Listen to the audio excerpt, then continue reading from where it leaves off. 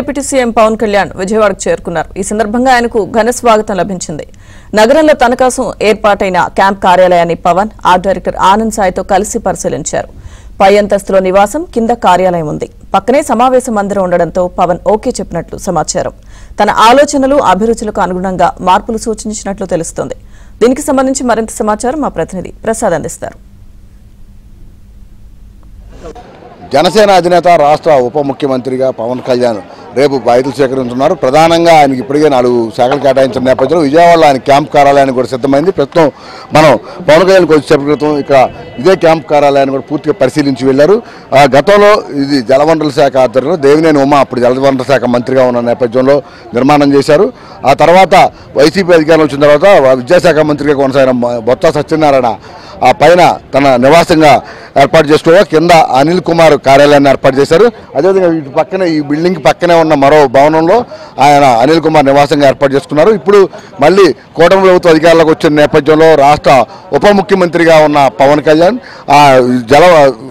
గ్రామీణాభివృద్ధి శాఖతో, పంచాయతీరాజ్ శాఖతో పాటు అటవీ శాఖ వంటి కీలకమైన బాధ్యతలు స్వీకరించున్న నేపథ్యంలో ఆయనకి విజయవాడలో క్యాంప్ కార్యాలయం ఏర్పాటు చేయాలని కూడా ప్రభుత్వం భావించింది. అందులో ప్రధానంగా ఈ క్యాంప్ కార్యాలయం అన్ని విధాల నగరంలో ప్రధానంగా ఉంటుంది. ఈ నేపథ్యంలో ఇక్కడైతే అన్ని విధాల బాగుంటుందని కూడా నిర్ణయించారు. దీనికి సంబంధించి నిన్న నాదెండ్ల మనోహర్ ప్రధానంగా ఈ కార్యాలయాన్ని వచ్చి పూర్తి స్థాయిలో పరిశీలించి వెళ్లారు. ఆ తర్వాత ఆయన కూడా ఈ కార్యాలయం నచ్చడంతో దీనికి పవన్ కళ్యాణ్ కూడా పరిశీలించాలని విజ్ఞప్తి చేసిన నేపథ్యంలో ఆయన ఈరోజు ఈ కార్యాలయం లోపలికి వచ్చి ఆయనతో పాటు ఆర్ట్ డైరెక్టర్ ఆనంద్ సాయి, ఎందుకంటే గతంలో పవన్ కళ్యాణ్కి అనేక సినిమాలకు పనిచేశారు. అంతేకాకుండా ఆ పవన్ కళ్యాణ్ మొదటి నుంచి కూడా ప్రాణమిత్రుడిగా ఆయన కొనసాగుతూ ఉన్నారు. ఈ నేపథ్యంలో ఇక్కడ ఏమన్నా పవన్ కళ్యాణ్ ఆలోచనలకు, అభిరుచులకు అనుగుణంగా ఎటువంటి మార్పులు చేస్తే బాగుంటుంది, ఏ విధంగా చేస్తే బాగుంటుందనే అంశాలపై కూడా డైరెక్టర్ ఆనంద్ సాయి కూడా ఈ నేపథ్యంలో ఈ మొత్తాన్ని కూడా ఆయనతో పాటు కలిసి పరిశీలించినట్టు కూడా తెలుస్తూ ఉంది.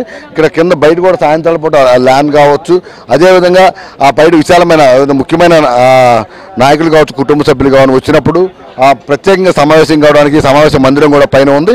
ఇక దాదాపు పైన 3 బెడ్రూమ్లు కూడా ప్రత్యేకంగా నిర్మించడం జరిగింది.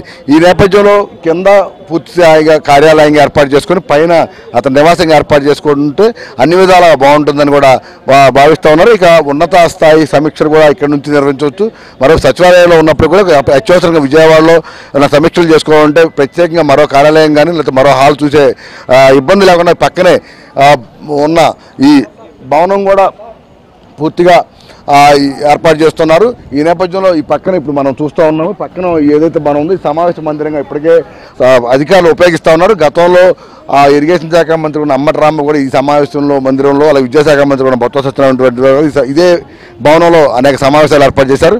ఇటు ఇల్లు, అదేవిధంగా కింద కార్యాలయంతో పాటు ఈ పక్కనే సమావేశ మందిరం, అంటే 3 ఒకచోటే ఉన్న నేపథ్యంలో అన్ని విధాలా కూడా అనుకూలంగా ఉంటుందని కూడా పవన్ కళ్యాణ్ భావిస్తూ ఉన్నారు. దానికి సంబంధించి అన్ని విధాలా కూడా ఇదైతే శ్రేయస్కరంగా కూడా భావిస్తూ ఉన్న నేపథ్యంలో పవన్ కళ్యాణ్ కూడా దీనికి ఓకే చెప్పినట్టు తెలుస్తోంది. అయితే చిన్న మార్పులు ఉన్న నేపథ్యంలో ఆర్ట్ డైరెక్టర్ ఆనంద్ సాయి నేతృత్వంలో ఈ మార్పులు కూడా శ్రీకారం చుట్టున్నారు.